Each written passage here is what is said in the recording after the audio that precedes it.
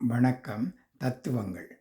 வாழ்க்கையில் முதலில் நாம் போராட வேண்டியது நம்முடன் தான். ஏனென்றால் நமக்கு நடக்கும் அனைத்திற்கும் முதற்காரணம் நாம் மட்டும்தான். நேற்று யாரோ செய்தது மட்டும் சரித்திரமல்ல, இன்று நீ செய்வது நாளை சரித்திரமாகலாம்.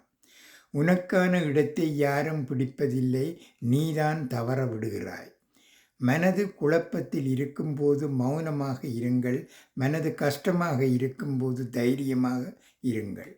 அளவுக்கு அதிகமாக திட்டமிடாதீர்கள். வாழ்வின் அற்புதமான தருணங்கள் பெரும்பாலும் திட்டமிடாமல் நடப்பவைதான்.